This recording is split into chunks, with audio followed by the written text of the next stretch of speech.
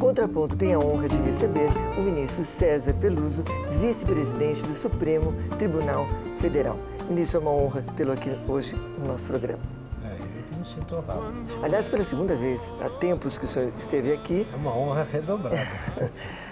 Ministro, falemos sobre o assunto do momento, imprensa em ano eleitoral. Pois bem, no binômio liberdade de imprensa e igualdade de oportunidade entre os candidatos, quem vence? Esses são dois valores fundamentais para um Estado democrático de direito.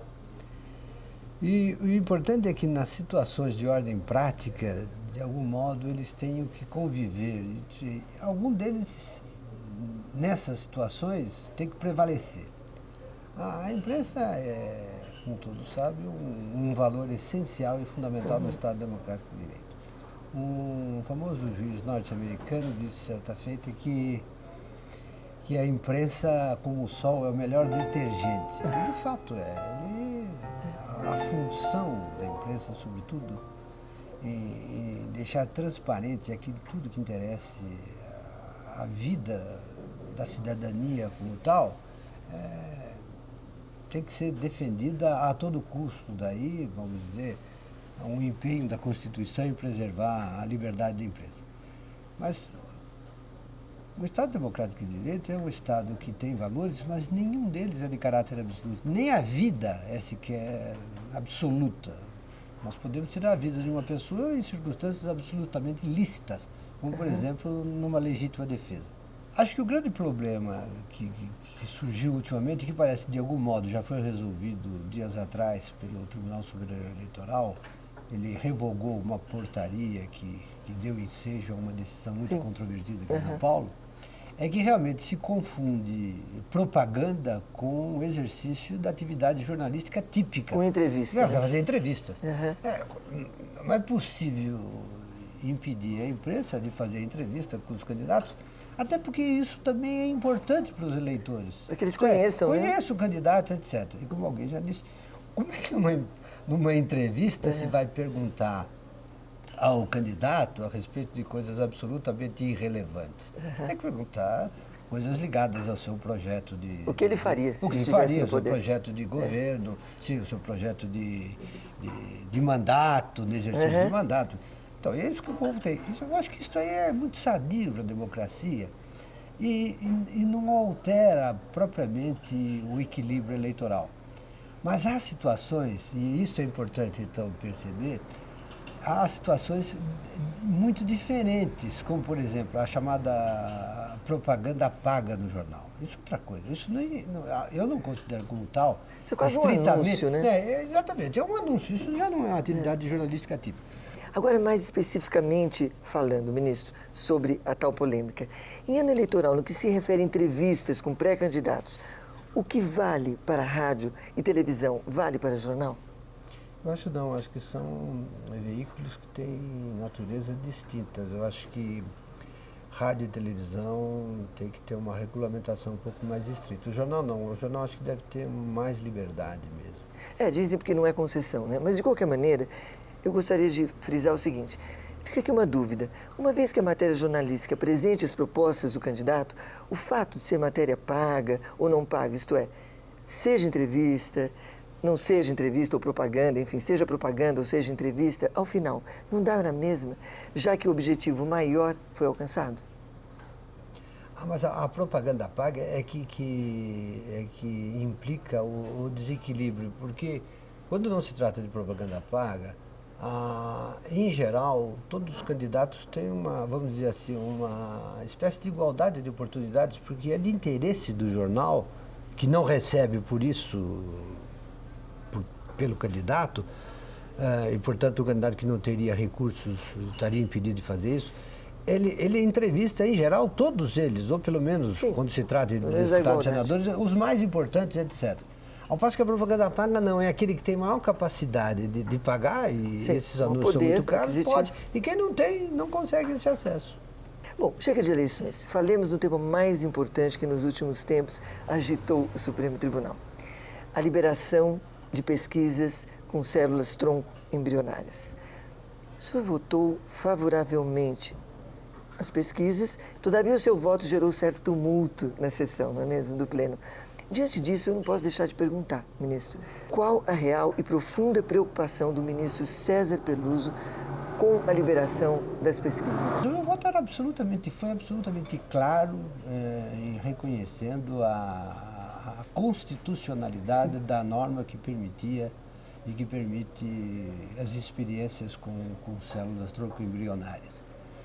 E eu apenas levantei uma questão que me parece fundamental, e ainda continua sendo fundamental, e o próprio governo reconheceu como fundamental, eu vou explicar já, que é o fato do seguinte: como qualquer outro experimento de caráter científico que pode ter consequências danosas também, se não há controle, as experiências com a célula-tronco podem levar a alguns experimentos abusivos e extremamente perigosos. Daí a própria lei prevê uma série de proibições, como por exemplo de clonagem, etc, etc. Então, acho que o ordenamento jurídico, a ordem jurídica tem que ter uma preocupação com isso, e isso existe em todo o mundo.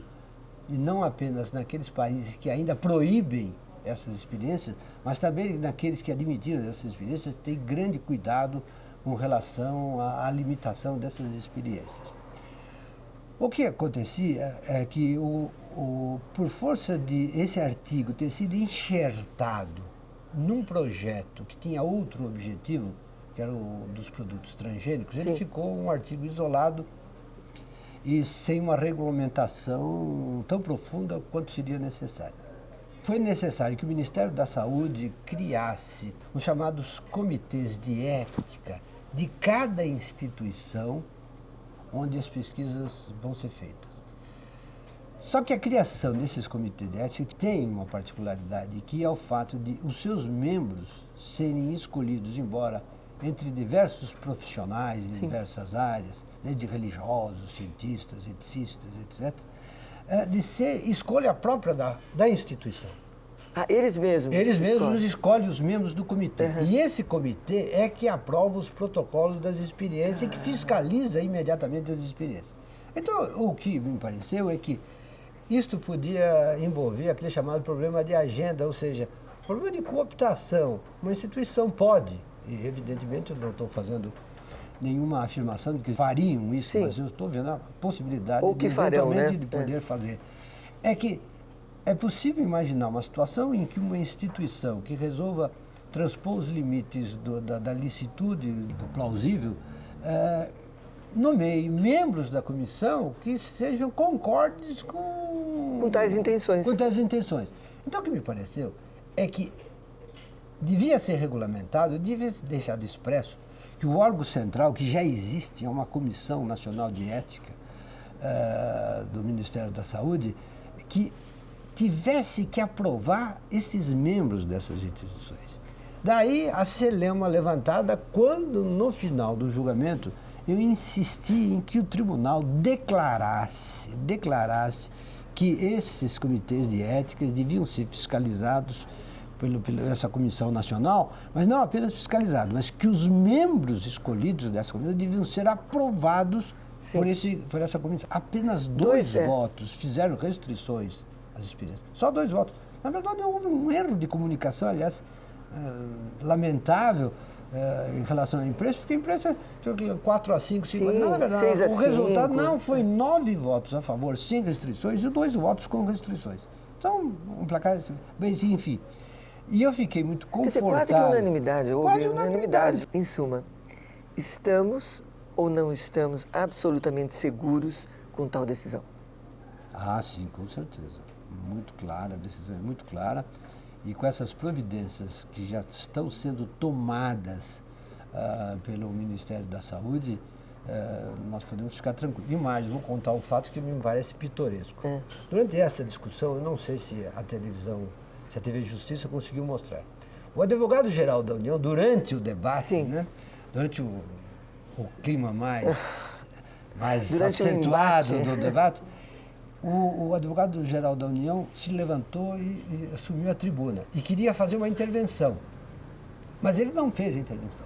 Terminado o julgamento, ele me procurou e disse assim: eu ia fazer a intervenção dizendo que o governo estava de pleno acordo com as suas propostas de restrições. Sim. E eu falei, por que o senhor não fez isso? Porque eu fiquei um pouco constrangido com o clima do debate. Eu falei, mas eu devia ter feito a intervenção, que seria muito oportuna. Quer dizer, o ministro acertou em cheio, então, né, ministro? Vamos dizer, errei menos.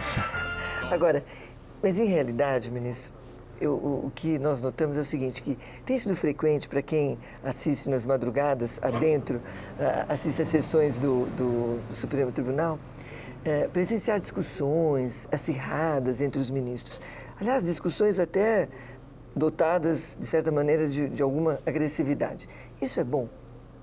Não, bom não é. Em nenhuma circunstância a agressividade, sobretudo a agressividade injustificada, E por quê, então? nunca é. É que os ministros do Supremo somos todos humanos e como qualquer outra pessoa, há momentos em que uma série de circunstâncias, às vezes até coisas que não dizem respeito ao julgamento propriamente dito. Um dia que uma pessoa está um pouco mais cansada, ou aconteceu alguma coisa, preocupado também com alguma coisa. Enfim, essa condição natural do ser humano Acaba florescendo. acaba ali no meio do debate, enfim, ultrapassando um pouquinho as regras da urbanidade. Mas os ministros têm muita consciência de que isso não é bom. Eles sabem, estamos todos muito empenhados em não permitir que essas coisas perturbem o julgamento e, mais do que isso, desprestigiem a instituição. Bom, vamos pensar o seguinte, vamos entender que essas pequenas doses de agressividade fazem parte do processo civilizatório. Está bem assim? Não está. Eu acho que não fazem parte, não. De processo nenhum. Tá bem. Nós vamos interromper alguns instantes a nossa conversa com o vice-presidente do Supremo Tribunal Federal, o ministro César Peluso, e daqui a pouco estaremos de volta. Você não saia daí. Até já.